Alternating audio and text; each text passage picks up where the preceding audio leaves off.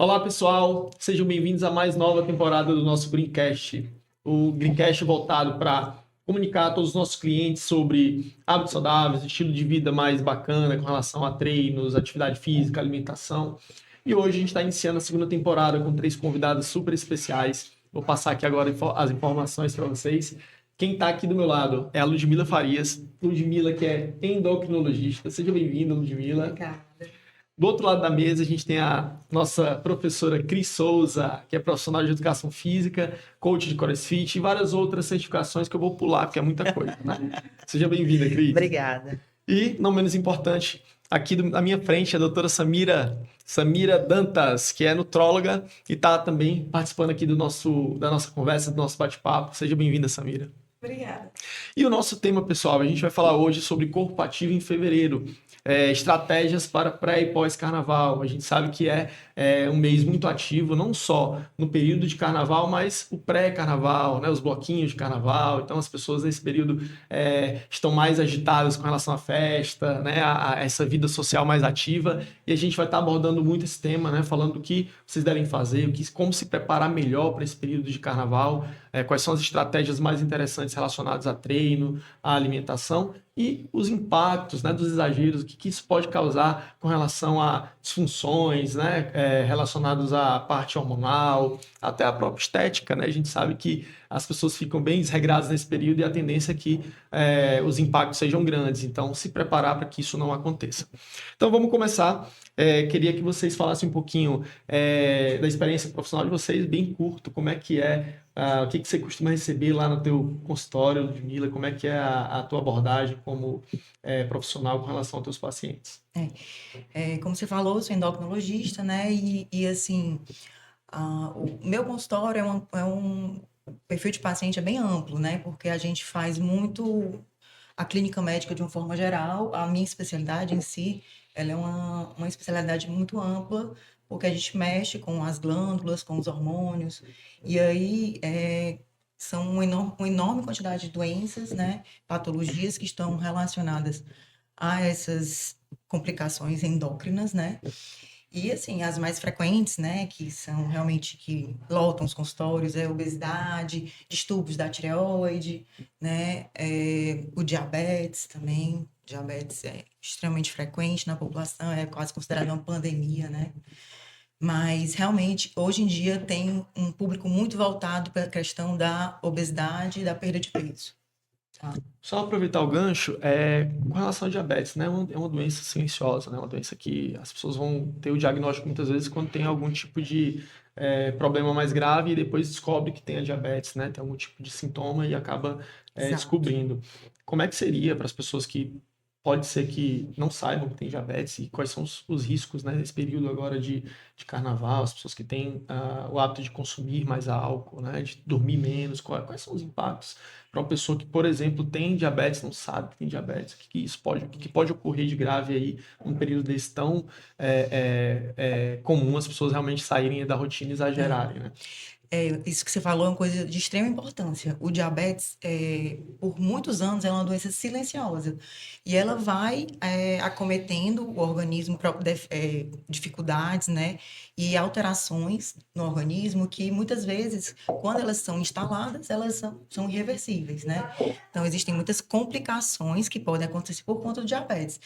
Quando o paciente descobre por ser sintomático, ou seja, que ele passou a apresentar sintomas do diabetes em si, o que é?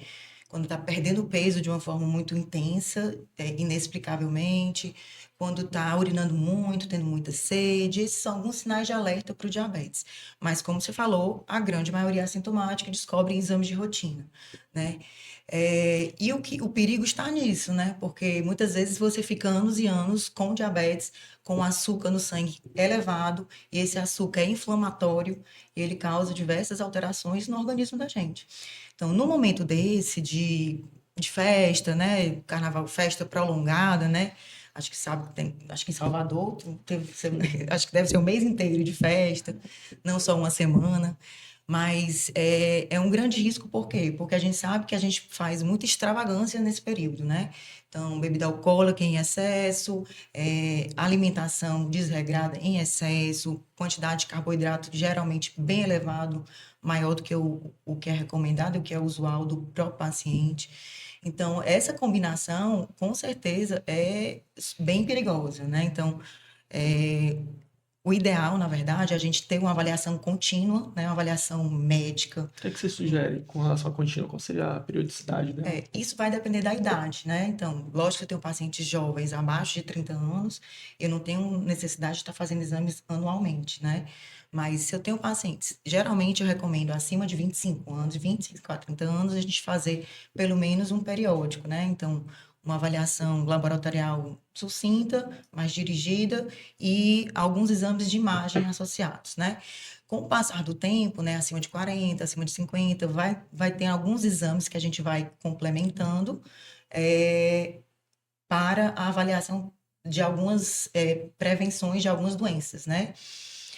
Como é o caso, por exemplo, a mamografia, né? Acima de 40 anos a gente já pede. No homem também, acima de 40 anos, a gente começa a fazer solicitar o PSA também. Então, e também é importantíssimo ressaltar que a obesidade, ela tem que ser encarada como uma doença crônica. As pessoas pensam muitas vezes que a necessidade de perder peso é por questão estética. E não é por questão estética, é questão de saúde.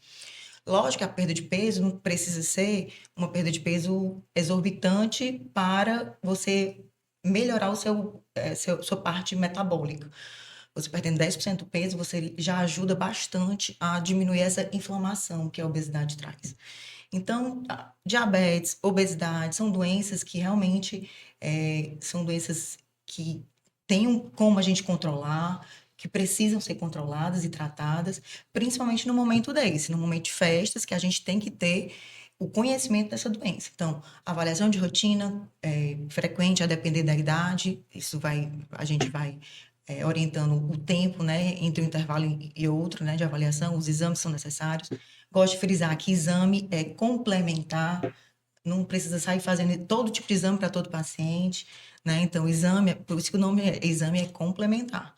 Não precisa fazer uma solicitação que é igual para todo mundo, e prescrever a mesma coisa para todo mundo, não. Hoje em dia a gente faz uma medicina muito individualizada, né? Eu tenho que avaliar o meu paciente para definir qual é a melhor estratégia terapêutica para ele, tá?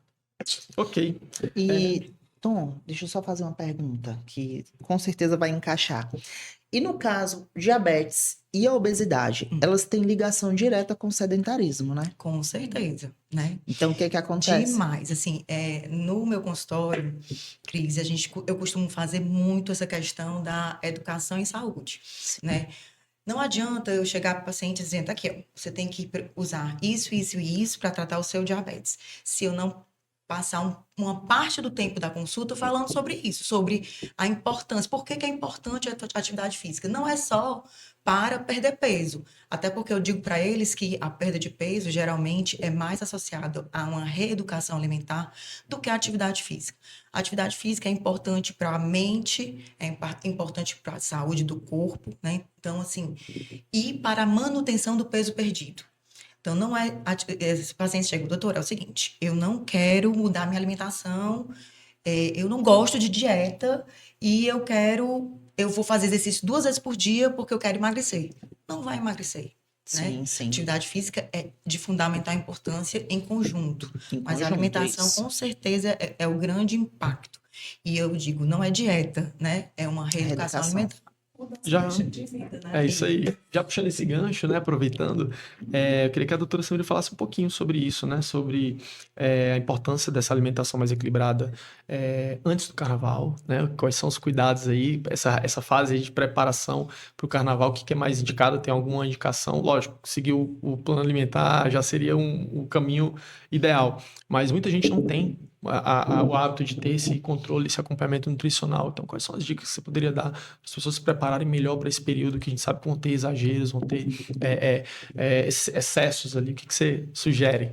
O carnaval em si, ele é de excessos, né? Então, com isso vem mudança ali do padrão alimentar, do sono, do treino, que fica um pouquinho de lado, né? Infelizmente, porque é difícil um paciente que treina durante o carnaval. Então, a gente tem que se preparar para o rojão de 4, 5 dias, dependendo do canto que muito folião vai viajar, né? Então, hidratação, né?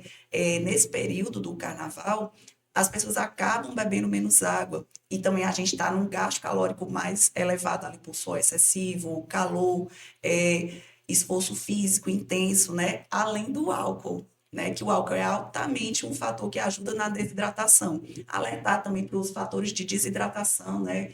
Dor de cabeça, a famosa ressaca, dor no corpo, né? Então, estimular a hidratação, até isotônicos, né? Para recuperar os eletrólitos que foram perdidos ali no suor, água de coco, uma alimentação equilibrada, priorizando vitaminas, minerais, frutas, carnes magras, evitar alimentos inflamatórios, né? Farinha branca, embutidos, açúcar, o famoso sazon, né? Aqueles temperos prontos que são altamente inflamatórios. O carnaval em si, ele já perpetua a inflamação, né? Sono irregular, alimentação toda desequilibrada, o sono horrível, né? Então, a gente tem que se preparar para isso e também com o treino, né? Principalmente o treino ali de força para aguentar e cardiorrespiratório também para curtir o carnaval da melhor forma possível. Ok, vamos lá. Falando de treinamento, né, Cris?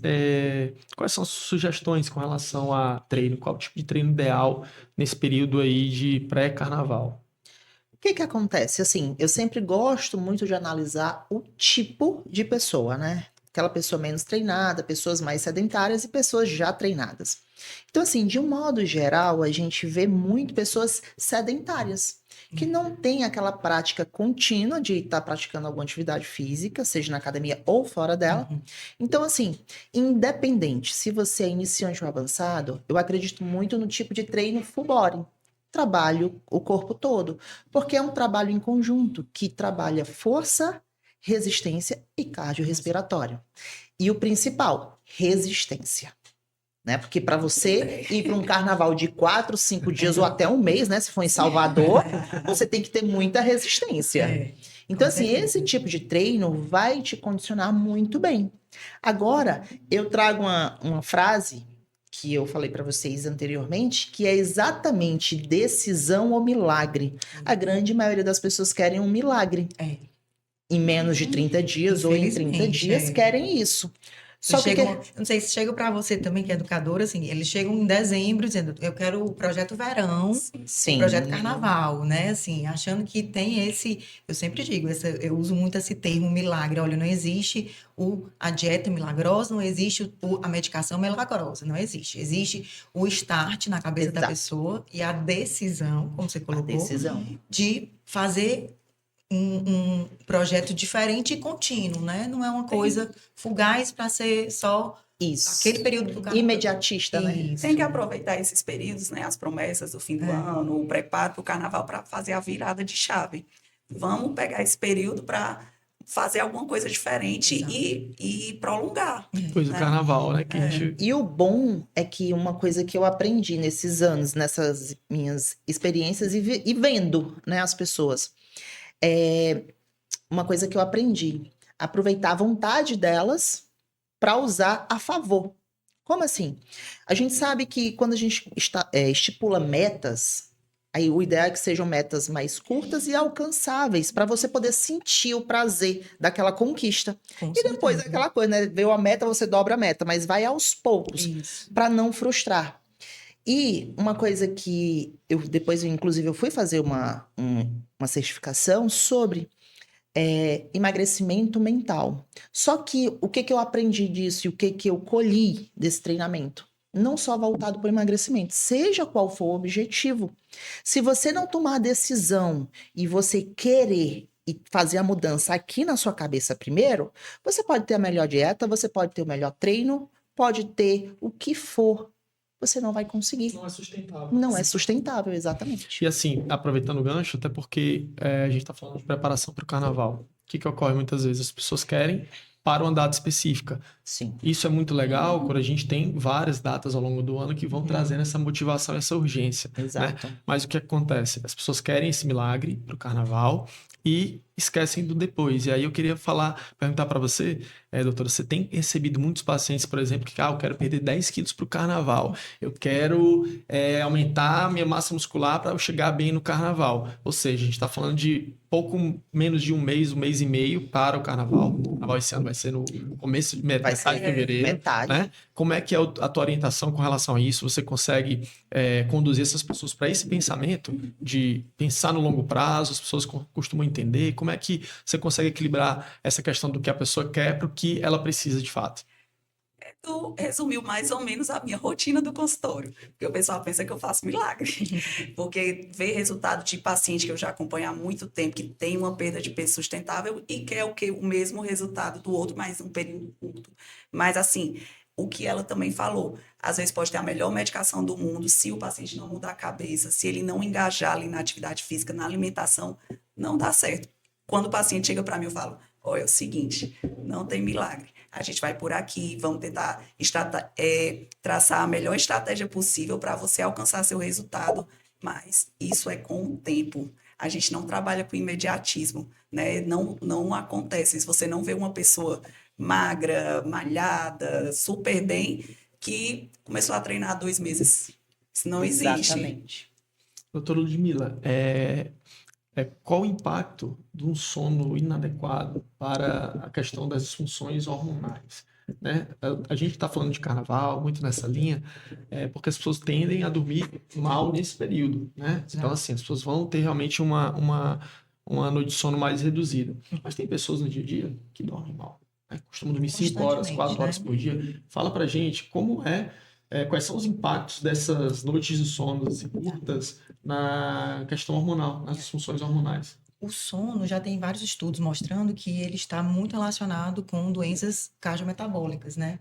Então, você ter um sono reparador é de fundamental importância, né? Para liberar a melatonina e você ter a questão do sono tranquilo, né? Do sono a noite inteira. E com relação alguns hormônios especificamente. Existem hormônios que possuem um ciclo de vida que a gente chama de ciclo circadiano. Então, eles são liberados, normalmente o pico maior deles liberado pela manhã, e ao longo do dia ele vai reduzindo, né? Então, um exemplo clássico, né, é o cortisol. O cortisol é um hormônio que é de fundamental importância para a gente, mas ele tanto causa benefício como causa malefício, né? O cortisol, ele é um hormônio que é bem inflamatório, ele pode piorar a hipertensão, piorar o diabetes, piorar a obesidade. E no período noturno, é o período que eu tenho que estar com o cortisol mais baixo no organismo da gente. E se eu não tenho esse meu rotina de sono estabelecida, eu quebro muito essa minha noite estando acordada, eu estou liberando uma quantidade maior de cortisol naquele período que era para eu estar reduzindo a minha produção de cortisol. Então, isso interfere no organismo como um todo. Tem interferência no sono também? Tem também, porque, eu não sei se você já ouviu falar, assim, a gente que tem filho, né, eu tenho 3, né, então, quando eu levo no pediatra e ele diz assim, tá com algum problema, alguma coisa, crise alérgica, algum problema inflamatório, que tem que tomar corticoide, eu fico logo apavorada, não, doutora, pois eu vou começar amanhã de manhã, porque se eu der corticoide à noite, ele vai passar a noite acordado. Então, existe essa relação, né, então, se eu aumento minha liberação de cortisol noturna, eu vou atrapalhar o meu sono também. E quanto mais atrapalho o meu sono, maior é a minha liberação de cortisol. Então, é um ciclo vicioso aí, E né? normalmente quem dorme mal apela muito para cafeína, né? Sim. São os viciados em café. E eu vejo muitas pessoas, eu já ouvi falar, e eu quero que vocês falem a respeito, que não é indicado você tomar café assim que acorda, por exemplo, nas primeiras horas, porque o pico de cortisol já é pela manhã e o cortisol tem uma relação, posso estar errado aí, vocês vão confirmar, uma relação semelhante à da cafeína de ser estimulante. Então, a partir do momento que você toma o café, você gera essa desregulação também na produção, no controle do cortisol. Né? Quem quer falar um pouquinho a respeito disso? Porque o pessoal gosta mesmo de café assim que acorda. Assim, eu sou realmente viciada, fissurada no café, né? Então, a gente trabalha na saúde, que passa muito tempo em plantão, ou uma coisa assim, um tempo tempo prolongado realmente numa determinada função, a gente gosta de estar tomando aquele cafezinho e tudo. E assim, hoje em dia eu treino pela manhã e eu só tomo meu café quando eu volto, né? Meu treino é de 5h30 a 6h30 da manhã, então eu realmente não gosto de me alimentar antes de ir pro treino, mas até porque é cedo demais, né, e tudo. Mas não existe, eu não gosto de ser xiita, de dizer eu não posso tomar café de forma nenhuma pela manhã cedo, né? Eu acho que depende muito do organismo. Tem gente que fica, se tomar um cafezinho realmente de manhã cedo, vai sentir aquela palpitação, um mal-estar. Aí você tem que postergar um pouquinho, mas não existe, não é uma recomendação universal, essa questão não está escrita em guideline, né? Não é uma recomendação expressa que você não deva tomar, tá? Um cafezinho pela manhã. Eu, todo dia de manhã, tomo meu cafezinho, após o treino, né? Mas eu tomo, sim, de manhã. O grande problema também é a quantidade durante o dia, né? Às vezes o paciente chega com um problema de sono e você vai pesquisando, eu tomo café demais. Até que horas? Até a noite. É. Aí complica, né? Porque é meio que cumulativo a quantidade de cafeína durante o dia e realmente isso acaba atrapalhando o sono, que é tão importante tanto para o emagrecimento, para a regulação hormonal, para tudo isso. E tem a questão também da tolerância, né? Quanto mais você toma, mais teu corpo se adapta e você vai precisar de tomar cada vez mais para Sim. poder ter um Eu efeito conheço semelhante, né? gente que tem dor de cabeça e crise de enxaqueca se não Não tomar tomar café. abstinência. Eu fiquei bem. E a Eu cafeína, também conheço. e a cafeína tem algum impacto com relação a fins estéticos? Ela pode trazer algum malefício? Porque benefício a gente sabe que tem para o rendimento, né? Para o Sim. treinamento físico, ela vai, já é comprovado os efeitos positivos do café, mas para performance com relação à estética, tem algum impacto negativo? Eu gosto muito da cafeína porque ela é um suplemento nível A de evidência científica, que realmente tem trabalhos que defendem a melhora da concentração, a melhora da força ali durante o treino, da performance. Então, no meu pré-treino tem um pouquinho de cafeína. Me fala um pouquinho do treino, né? Porque o que acontece? Pós-carnaval, muita gente, principalmente quem treina, volta com peso na consciência e quer Sim. fazer aqueles. Passar o dia na Pronto, academia. essa é uma Exatamente. dúvida minha também, viu, Cris? A gente, não vou mentir, vão ser 5 dias sem treinar, né? E aí, Bate quando a aquele gente vai desespero, né? voltar, tem que ir voltando devagarzinho, eu volto pegando meus peso que eu pegava anteriormente. Exatamente, não. Esse é o maior erro das pessoas, né? Achar que tem um corpo de aço, até a galera que é treinada volta e acha que pode pegar o mesmo peso, e aí que acontecem as lesões. Então a gente precisa ter consciência o momento que o nosso corpo tá, que ele se encontra.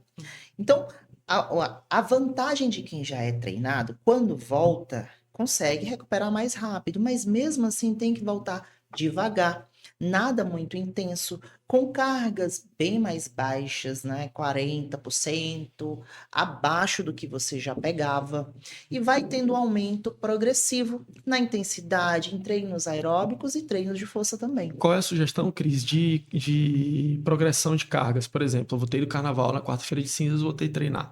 Você está sugerindo uma redução de carga de 40%, 50% aí primeira Isso. semana, aí na segunda semana aumenta o que? 10%? Dá uma- Exatamente, vai de 10 a 20%. Porque é aquela coisa, não existe o padrão, não existe receita pronta. Vai depender de cada um, não é isso? E exatamente, tem a questão da desidratação, a pessoa volta inflamada. O corpo inflamado para performance não é bom, né? A imunidade lá embaixo também, né? Exatamente, imunidade lá embaixo. E se você tá com a imunidade mais baixa, você bebeu pra caramba, tá inflamado, aí você vai tá com treino intenso, porque eu tenho um aluno assim, passa 2 dias, tô morto, arriei, gripei, entendeu? Então assim, em vez de ser uma coisa benéfica, Vai ser ruim, né? vai ser ruim. Legal. E os cuidados pós-carnaval com relação à alimentação? A sugestão é voltar para a rotina que já tinha antes? Tem alguma preparação nessa semana pós para facilitar e acelerar esse processo de desintoxicação do Eu corpo? já ia dizer, um detoxinho, Detox hepático, Qual é a né? sugestão, doutora Samira, com relação a isso? É o que eu já tinha falado, né? Evitar alimentos inflamatórios, né? Porque vai perpetuar a inflamação do álcool, do ambiente inflamatório, da falta de sono, né? Evitar farinha branca, enlatados, açúcar, né? Priorizar alimentos frescos, verdura, fruta, carne magra e muita água. Legal. É, considerações aqui finais. Queria agradecer a participação de vocês, tá? Foi muito bacana. Agradecer aqui ao estúdio Hub X, né, que está proporcionando aqui esse momento com a gente. Foi muito legal essa troca, né, com vocês. Espero que vocês tenham gostado. Acompanhe os nossos próximos episódios. Tenho certeza que vocês vão estar aí sempre recebendo convidados especiais para estar falando com vocês aí sobre hábitos saudáveis, qualidade de vida, né? Para que vocês possam ter uma vida mais saudável em 2024. Queria agradecer também o convite, tá? E acho que queria também deixar uma mensagem, a questão da decisão. Tome a decisão não só para o carnaval, tome a decisão de mudança de vida para o seu bem-estar, para a qualidade de vida, pensando no futuro, né? Eu digo para os meus pacientes que a vida da gente é feita de escolhas.